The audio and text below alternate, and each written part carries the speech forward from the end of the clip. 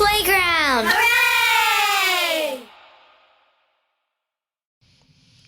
Hey, it's Jeff Zito and another episode of Celebrity Jobber I bring you. And this week's guest, a good one because I don't really know a whole lot about him. I know Bomani Jones from being on ESPN and the show Highly Questionable with Dan Le Batard. Both Bomani Jones and Dan Le Batard both became familiar to me from that show. But honestly, I don't know anything about Bomani Jones. I do know he's got a new show on HBO, but really nothing about where he's from, how he grew up, his mom and dad. And of course, what I really like getting into on this podcast is your first job, because everybody had that first job. And sometimes that first job could relate somehow to what you're doing today, celebrity or not. Sometimes celebrities that got famous a little bit later on in life had regular jobs. Like a few episodes back, talking to Todd La Torre, who's now the lead singer of the band Queensryche. He had an upholstery business. He also did like insurance claims. And then he was about 35. He gets the call from Queensryche to say, hey, you want to be our lead singer? Just a regular guy before that even happened. So before the world of sports broadcasting, what about Bomani Jones? Was he a regular guy? What did he do? His first job, his big break. Or maybe could think about if it wasn't for his current occupation, what he thinks he might be doing. I could tell you if I wasn't in the radio business, in the broadcast business, doing a podcast, I would probably have ended up in the golf business, because that's what I did. Yeah, I'm from a golfing family. My brother was a club professional. I ended up working with him for a little while, and who knows, could still be stuck doing that. But ended up getting my own radio show. Now I got this podcast. That's well in my rearview mirror. So let's find out more about Bomani Jones, my guest this week on Celebrity Jobber. How's it going, man? I'm good, man. How are you? I'm doing pretty good. I got a lot of questions for you. I hope you've got the time. Yep, all good. Well, first off, I wanted to know, where'd you grow up? I was born in Atlanta. I grew up in Houston, and I went back to college in Atlanta. So it's a little bit of that combination. Okay, and what about growing up? Tell me a little bit about growing up in your household, your mom, your dad, that whole scene when you were younger. Well, I grew up with a very interesting hodgepodge of circumstances. My parents are college professors, but I would definitely say the people I grew up going to school with, their parents were not really college professors. My parents are veterans of the Civil Rights Movement. I would say that my neighbors certainly were not. So my growing up is really a lot of in-between worlds type stuff. I'm good at navigating between them. I wouldn't necessarily say I'm perfectly at home in any of them, and for that reason, I am perfectly at home everywhere. Well, you might have been the guy that didn't get away with anything growing up. Nah, that wasn't that. I could get away with a few things, but let me tell you what you weren't getting away with: poor logic. Wow, that was the thing that you weren't getting away with in that house. Right. Yeah, I would imagine growing up, you might have had to really watch it. Yeah. Well, the thing about my parents, though, is, like, especially growing up when I did in the 80s, like, the easy comparison that they make when your black people got jobs, they immediately, like, go to a Cosby Show, Huxtable type of situation. But we're not bourgeois in that form of fashion. No, like, I don't think that me growing up honestly felt that much terribly different than going to other people's houses, except my parents just a little bit cooler. That was all. Right. Now, did they discourage you? Forget educated. They're very educated people. I mean, my parents are not that educated, not even close. So they probably wouldn't have discouraged me from a life of broadcasting and or sports. But when did your love of sports come into play? And did your parents try to move you in a more academic direction? Well, I tried to go to the academic direction myself before I went full bore into the sport. So I gave it a try. I was in a PhD program in economics at the University of North Carolina. I got a master's degree ultimately from them, and I got a master's degree also from Claremont Graduate University, which is to say I gave it a go. It did not work out so well for me on the PhD program, and that's when I went full on into the sports thing.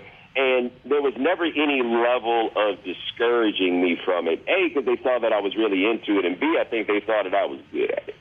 And so once you got those two things put together, I then went and found a way to kind of combine all the things I had done academically with the sports stuff. And so now I would say that my dad is my biggest fan at this point. Wow. Well, what was it, Bomani? What was it that you tried to go into that didn't work out? Oh, I was doing a PhD in economics, and the thing about it that I didn't really realize is the master's degree that I had done before, which was tied largely to economics, was much more qualitative. The thing I was doing at Carolina was much more quantitative. We're just cranking out math and doing algebra all the time. And that right there was not what I thought that I was signing up for, and that didn't really hold my interest. And I think the thing that I ultimately realized is I had a master's degree level of curiosity about economics. It wasn't a PhD level of curiosity. And, man, if you want a PhD, you got to want it. That ain't one of those things that you just kind of like, I guess. Like, you got to be all the way in on it. And I honestly was not. Yeah, I would imagine. What drove you, man? I mean, that seems like, when you're younger, I've got a son in college and just starting to click to him right now. Like, hey, I got to try. I got to get good grades. I got to get a good job. Like, how did you get on that path at such an early age and you weren't distracted? Well, to be fair, it's largely natural ability, if I'm being honest, because I didn't really try until I got to graduate school, and then I realized, oh, man, I needed to learn how to try a lot sooner. Really? You know what I mean? Like learning how to study and how to do all those things that I had skipped over came back to bite me in the keister by the time I actually got around to it. But no, it's just like, doing what you need to do is always something that I've been pretty grounded in. Like I did a TED Talk a few years ago, and I centered it around the idea that if you just do what you're supposed to do, after that you can do whatever you want. And so I figured that out pretty early. Just do what you gotta, and then from there you can have all the fun. And that's really my approach, honestly, in content also. Like there's certain beats that you got to hit, and once you hit those, it's your world. So tell me a little bit about the transition into sports. I wanted to know, were you a fan of sports early growing up? Did you have a favorite team? What kind of got you into this world of sports broadcasting? Oh, always been a huge sports fan. Like that's something for as long as I can remember. I always say outside of family, the first thing I ever loved was the Atlanta Braves, right? Like that carried with me all the way. And like kids at school used to love to like treat me like a jukebox because you could ask me where any player went to college and I could tell you, right? Like they just stopped me in the hall and just see if I could get it. Teachers would stop me and ask those questions, like to just play that game. So that had always been me. I got into like sports media.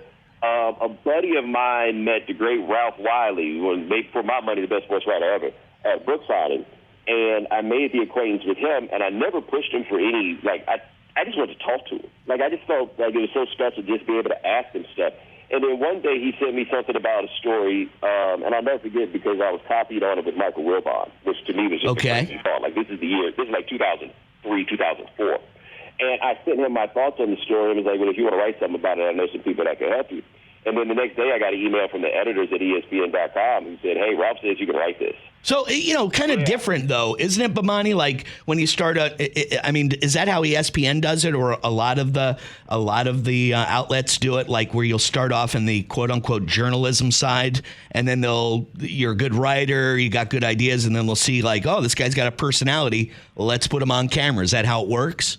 Yeah, but it's not really like an organized sort of thing.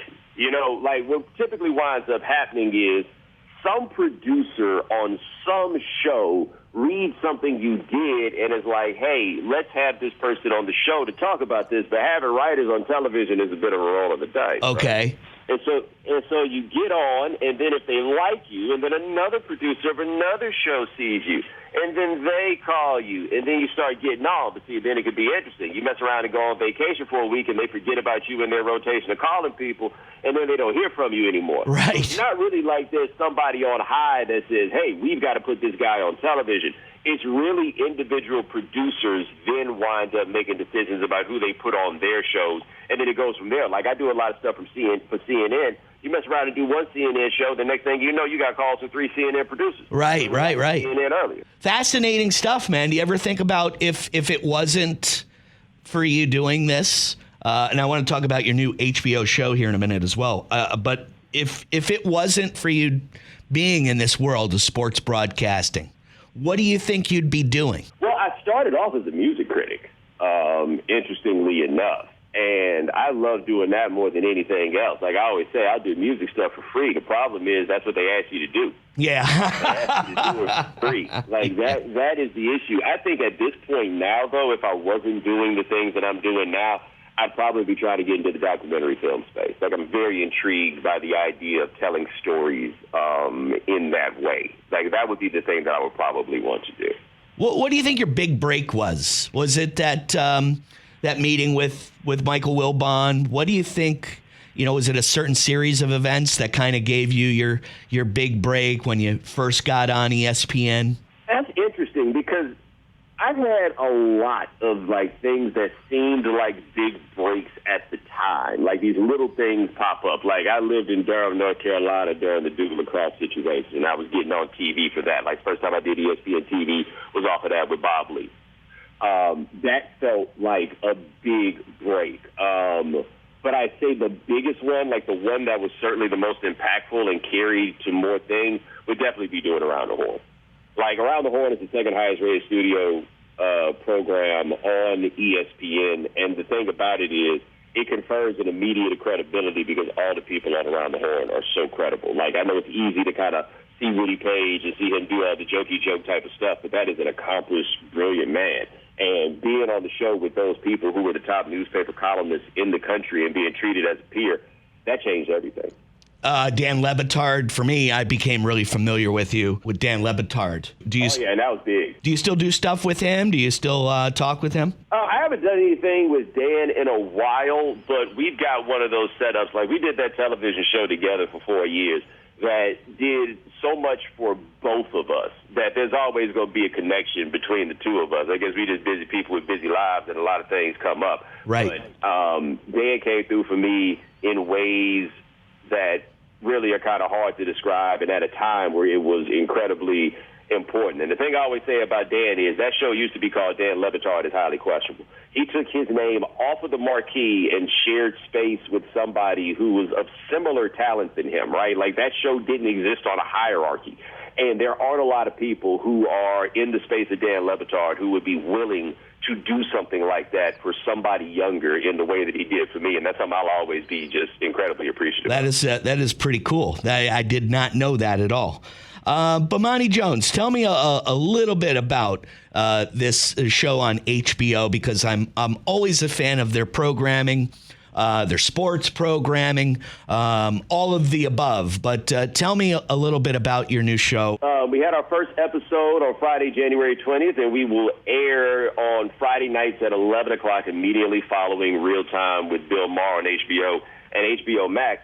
And describing it in like a log line is not the easiest thing in the world because we're really doing something, I think, in a way that nobody has done. Like the overall idea of trying to do a sports show with the writer's room and all of that stuff, other people have tried that, and honestly, nobody has been successful. What I think makes ours different is I am offering the credibility that comes from, I guess, now my almost 2 decades in covering sports, but also I can carry these performance elements to this, right? And so if you ever listen to my podcast or any of the things that I do like off the cuff like that, what we're doing is we're taking those ideas and taking those expressions and figuring out what's the best way we could build those out. What's a field piece that we can write about that? What's a sketch maybe that we can do surrounding that? Hey, I've got this issue. Let's do a long essay about this that I want to talk about. We're going to get, we get into doing the topical stuff.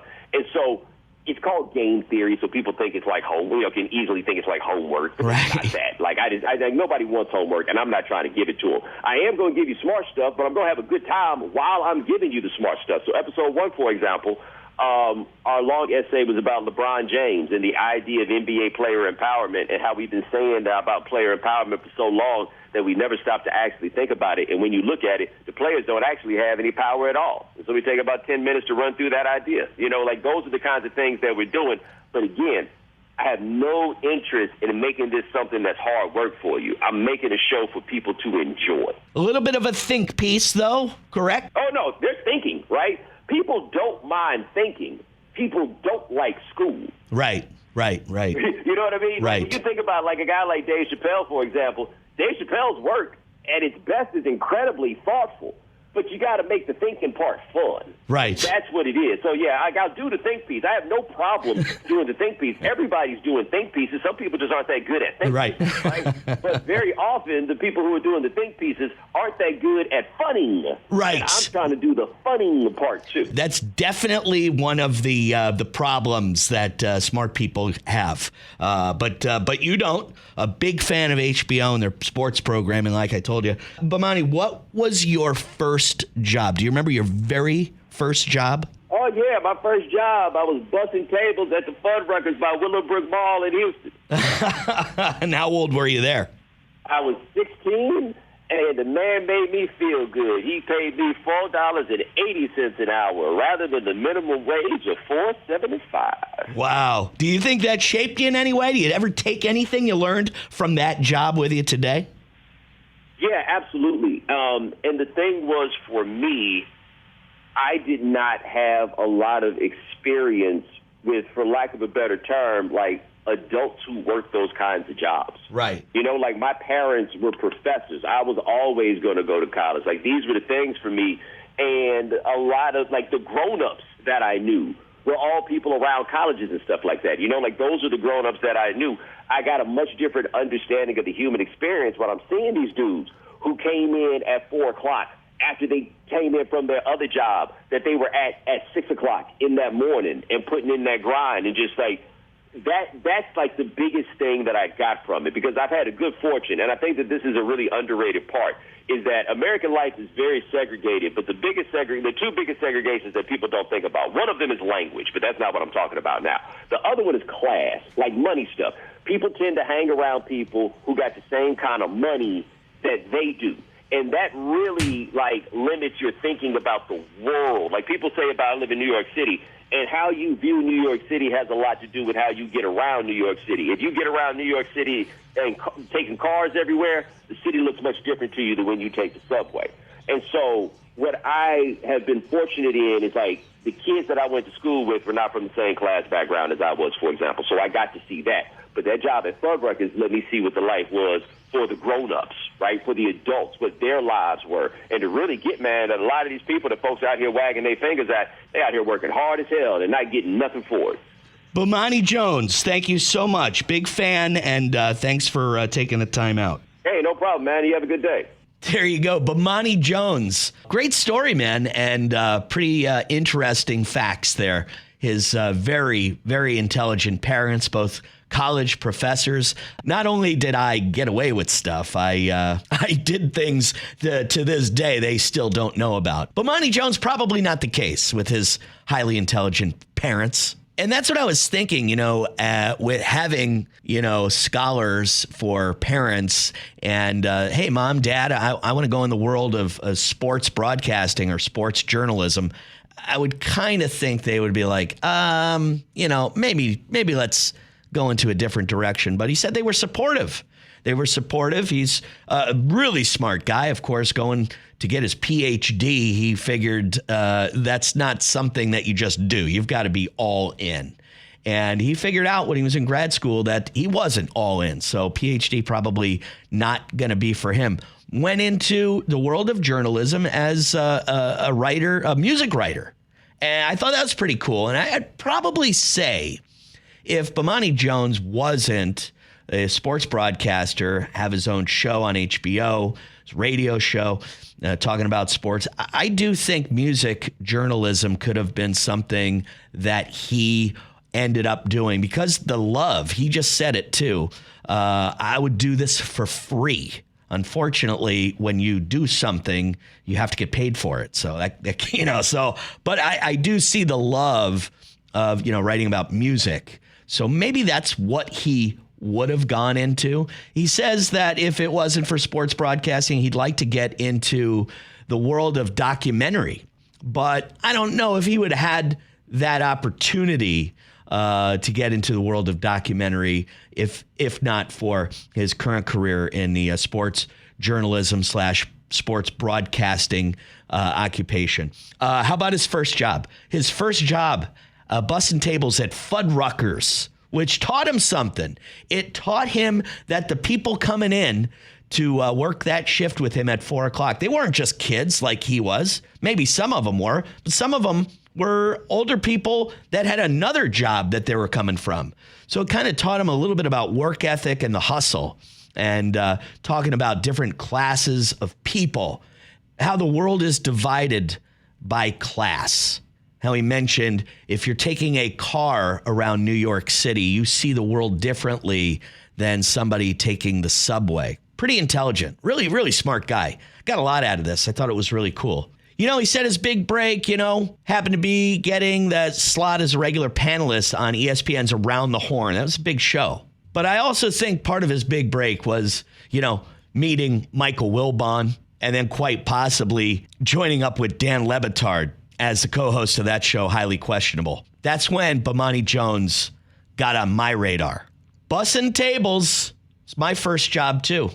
I'm in the world of broadcasting. Me and Bomani Jones have a little something in common. All of us have something in common with these celebrities. At one point in time, they were all just regular people. I mean, I guess there's a rare case where you were born into celebrity, but for the most part, they were regular Joes just like us. Coming up on the podcast, I've got some great guests like actress Gina Gershon and Adam Carolla, who I really admire from his podcast. And of course, his time with Jimmy Kimmel on The Man Show. Funny, funny dude. Looking forward to that one for sure. Well, that'll do it for this week. Thanks for listening as always. We'll be back next week with another episode of Celebrity Jobber. I'm Jeff Zito. We'll see you then.